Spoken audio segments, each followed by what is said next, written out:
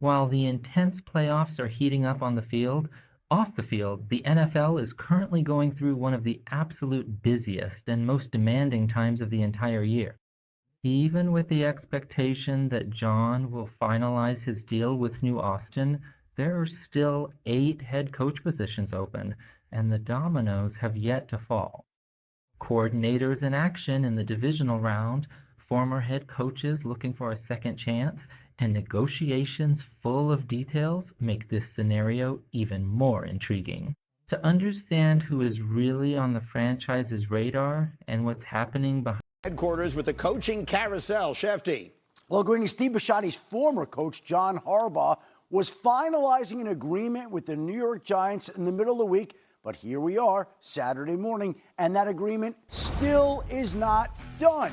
Now, John Harbaugh and the Giants both believe that they are going to get this agreement done. It's Saturday. There are games today, tomorrow, a national holiday on Monday, and the plan all along and hope has been to have a press conference on Tuesday to introduce John Harbaugh as the next head coach of the New York Giants. But here we are, some 72 hours later, and they're still haggling over the language of the contract. They've agreed on the money, but not the terms, not the way that it will lay out within the structure of the organization. They're going back and forth on it. It's a document over 40 pages that lawyers still are going through right now, combing through all the details. I will say it has caught the attention of people across the league. Many have called to say it is highly unusual and very peculiar that this deal still is not worked out. But I want to emphasize that both sides, the Harbaugh camp and the Giants, both still believe this is getting done. They believe they're at the goal line.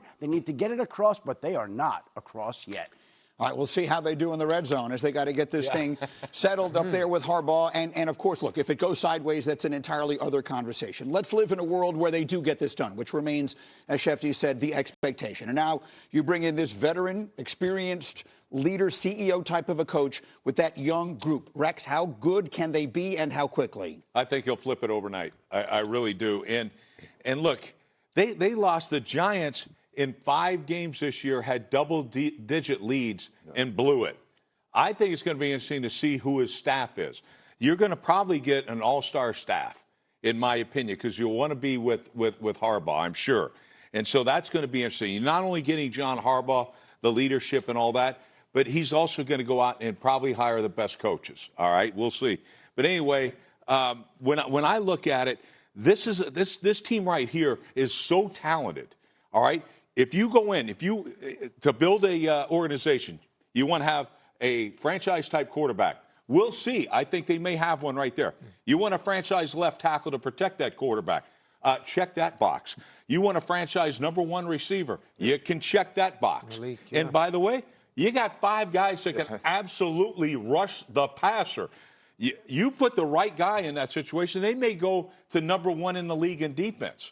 All right. So to me, I think absolutely this is a playoff team. Look, John Harbaugh, his first year, rookie head coach, had a rookie quarterback and went to a championship game his first season. All right, that's happened, I think, 5 times in the history of the NFL. And the next year, of course, I did it. All right, go on. I mean, I think you're dead on. I mean, to me, this is who's his coordinators, right? This is a head coach that is an executive. He doesn't coordinate either side of the ball. So I think #1 front burner item is like, who are my 2 coordinators, right? And I think it is his responsibility to get the best of the best. And then secondly, this is Jackson Dart. Right? This is a quarterback-driven league. You have a young, talented quarterback who has been injury-prone this year, right? And can you strike the balance in his development and his ability to still use his legs? That has to be a part of his game. And that's where I love this marriage with John Harbaugh. This guy only just coached Lamar Jackson, the greatest running quarterback maybe in the history of the NFL, for 8 seasons, right? And I think a quarterback that really had a great balance of that, of not taking big hits, but obviously still leaning on his legs. Can he communicate that and get that done with Jackson Dart? Yeah, look, I mean, Jackson Dart is a different mental beast than Lamar Jackson. I don't see Lamar Jackson out there trying to prove how tough he is. I see Lamar Jackson being that quick athlete that gets about 40 yards on a quarterback run, then gets down or gets out of bounds. So, I mean, and how good was the relationship, quarterback and head coach, of Harbaugh and Jackson? It wasn't the best. So now, can Harbaugh get to this kid? I mean, because we really still have to see how good he really is. I mean, this is all right, that's the thing he does. I mean, I've seen him get better in the pocket, but this is his best sort of attribute right here. And also, he wants to keep proving he's a tough guy. And so can Harbaugh reach this kid? Like you're saying, Alex, it's about the quarterback-head coach relationship. You know, and I would have to piggyback off you guys. Just after what you said, Alex, the development of Jackson Dart, of what he's shown in the middle of the season. You know, before the injury to Scatterbull, you know how excited we was about this organization. But really, when I look at, you know, Coach Harbaugh going to the Giants, I look at the division. You know, being able to lead the AFC North, when him and Mike Tomlin was the talks of the AFC North. Now you come into this division with Shoddy, and then you got Sirianni, you know, in Philadelphia. So I just think there is a lot to talk about with adding him. And, Rex, I do agree to you. With adding a guy like Harbaugh, instantly playoff contenders, yes. On that note, the Giants have not won this division since 2011, right? You know what's crazy, and it might be hard for you guys over there to hear, MetLife Stadium, which hosts both New York teams, hasn't hosted. They've hosted one playoff game, right? One New York team in its existence since 2010. Correct. Right? Like, how crazy is that? Like, maybe John Harbaugh can finally be a remedy there. And we're talking, what was that, a 40-page contract? Is that what Shefty's talking about here? Rex, are they usually that big? I mean, head coaching contracts? No, mine I think was one page. I did. Hell yeah. What do we say? What do we say? A lot of numbers on there, What bro. needs to be said in 40 pages, man? That's a lot of numbers. Well, one can speculate. We can sit here and wonder about power structure and who you're reporting to. And Joe Shane, the general manager, is still there, and Harbaugh is coming in, and who will have final say. We don't know that these are the things that are being talked about, but it sort of stands to reason. We'll see if they get it done in time for a Tuesday press conference. Meanwhile, we'll talk about another coach who's a CEO and much more. And following the future of Packers head coach Matt LaFleur and general manager Brian Gutekunst, but the Packers have been working on extensions for both this week, and I'm told it'll be a surprise if extensions don't get done for both LaFleur and Gutekunst. To run it back, both LaFleur and Gutekunst were headed into the last year of their contracts, but it sounds like they're both going to get extensions that are getting closer to being worked out, Greeny. All right, Shefty, we'll have an in-depth conversation about some of this coaching carousel as we work our way forward, including John Harbaugh in New York. But let's do opening kicks. We open with the Darnold news. Let's go to the AFC game. And, Randy, what are we looking at for the Buffalo Bills this afternoon? Man, it's all about Josh Allen and the performance he had last week. Well, this game right here, it's going to be Broncos all over the field. Well, guess what, Denver? There's a stallion coming into town, and that's Josh Allen. Remember last week I talked about everybody eats in this offense. Hell of a game plan by offensive coordinator Joe Brady, but I'm talking about a man that's full. He was tired of eating last week, ladies and gentlemen. Yeah. That's right there, Shakir.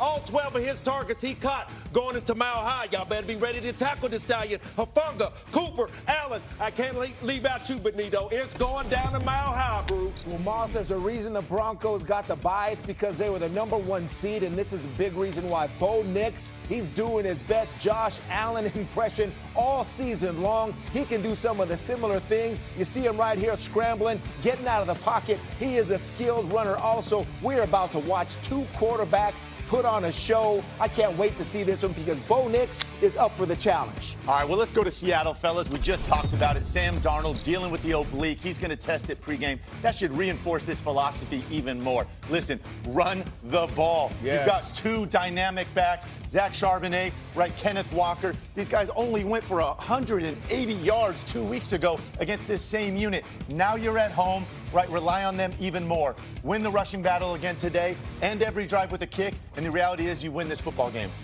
Well, Alex, I don't disagree. I think they will win the battle running the football. But will they win it in the red zone when it counts the most? I don't think so.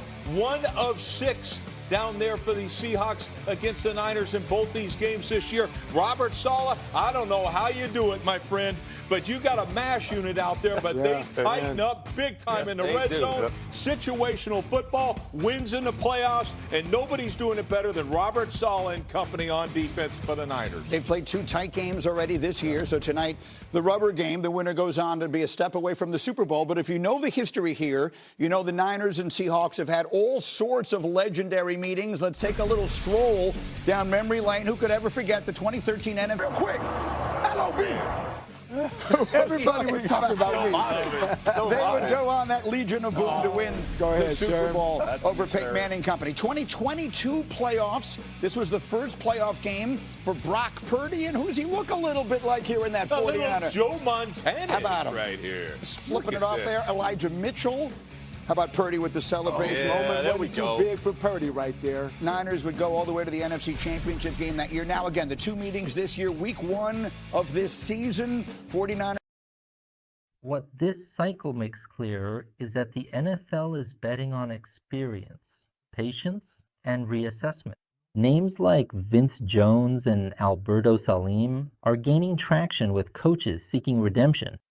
Meanwhile, situations like Jones's show that even when everything seems to be on track, every structural detail matters, with advanced interviews, shortlists being narrowed down, and decisive games happening all at once. The situation remains fluid, and as Jeremiah Fowler put it, as the season enters its most decisive phase, both on and off the field, the NFL's coaching carousel is spinning at full speed, even with the expectation that